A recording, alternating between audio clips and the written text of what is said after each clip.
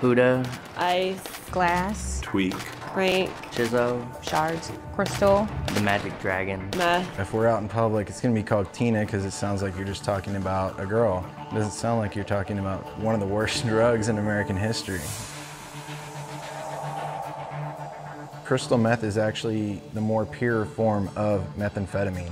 Commonly, people think methamphetamine is just a powder, but really, these days, you have to go searching just to find it in powder form. Crystal meth is the most common what you're gonna find of the meths. It looks like glass, like blades almost, but it's like glass pieces. Comes in different flavors sometimes. It comes in like different colors, kind of pinkish, brown color, like an off-white, and sometimes it's crystal clear. And there is also another thing, it's called peanut butter crank. It actually looks like peanut butter, smells like peanut butter, and it's basically pure speed. It's more pure form of crystal meth. It's made out of Everything underneath the hood of your car and your kitchen sink. Ammonia, Driveway cleaner, lye, gun bluing. Battery acid. pesticides. It's basically ingredients that if you ingested any of them would pretty much kill you or send you to the hospital in serious condition. And I know that the people that manufacture it, can get blown up and they die. It's strictly just toxic poison. For every 1 pound of meth that you make, you get 6 pounds of toxic waste. It's going to cause irreversible damage. Originally started out snorting it. Snort it, smoke it, shoot it, whatever, I'd snort it, shoot it. And I would ingest it as well. I tried it every way that you could do it. And I just kept gradually going up and, trying to get that better high until I was, slamming it multiple times in the day. I was 13 when I first started doing it. Started about the age of 16. First time I did it, I was 17. I was at my brother's house. He was sitting out there smoking it, and he offered it to me. Got into it because I wanted to impress a guy. It was utter curiosity, maybe boredom. I started off just having fun and hanging out. It was a social thing. My parents in my school sent me to a rehab because I got caught smoking weed at school. Just met some people there and I started, hanging out with them when I got out, and they introduced me to it. One day they pulled out, a crystal meth pipe and were smoking it, and I had no idea what it was. I thought, okay, well, this can't be that bad, everyone else is doing it. I decided since I already smoked marijuana, maybe try this meth thing, so big mistake. Once I tried it that one time, just this instant euphoria, like it probably kicked in within 10 to 30 seconds of smoking it. At first you feel really good, and I felt like I was on top of the world. And it lasts for quite a long time, for some people up to 12 hours. When you come down from it, it's like the complete opposite. And it started coming off of it the next morning. That's when I actually called the drug dealer and said, is this supposed to happen? He's like, yeah, but there's an easy remedy, you just do more. Or once you start and get going, there's no stopping it.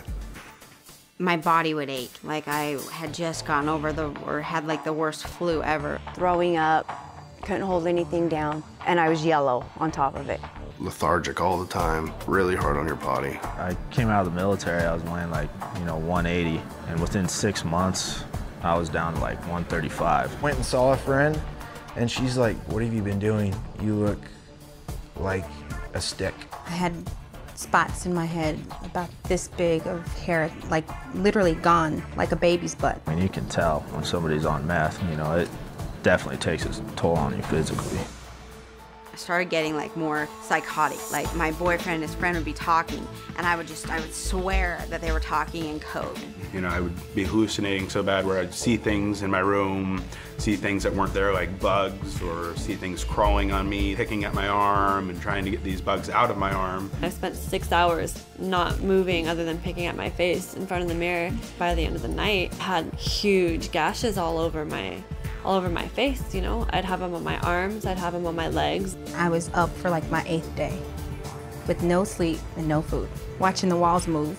I'd been up for 37 days on meth, and I was looking out my window in the backyard, and I was absolutely positive the police were there, and they were in the bushes, they were in the trees, they were waiting to bust me, they were waiting to bust all my friends. So picked up the phone and I called 911, and I told the dispatcher that if you guys are gonna sit in my backyard and just watch me, why don't you come and arrest me? And all my friends at that point just left.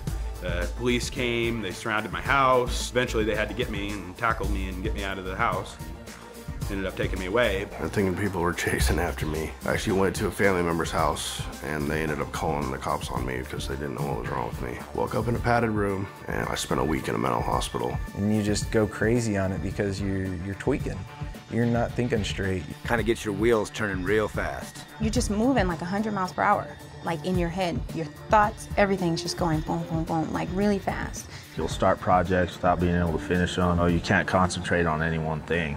Just constant motion when you're doing absolutely nothing. I had to calm myself down, panic attacks and stuff. I would just start getting real irritable, cranky, tired. You get depressed, feel worthless. I remember just wanting to lay in bed and sleep my life away. That was the only way I could function, is if I did just do a shot. Just needed that and wanted it and was going to do anything to get it at that point. Wouldn't have any problem going to your house, kicking your door in and robbing you for everything you had, just to get it.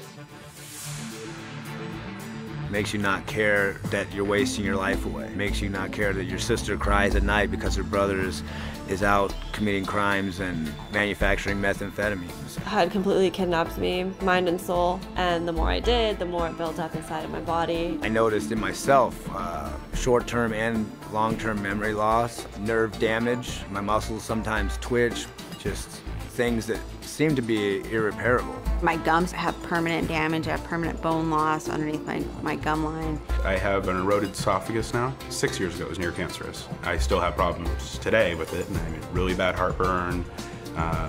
If I drink water, it can burn my throat. I got cut from here all the way down to below my bikini line, and they removed all my large intestines. It left me with 1 inch. I have tendinitis now. Well, I got hepatitis C from injecting drug use. You know, doing all that battery acid and muriatic acid and all that, it eats away not only at your teeth, but every bone, your eyes, it kills you.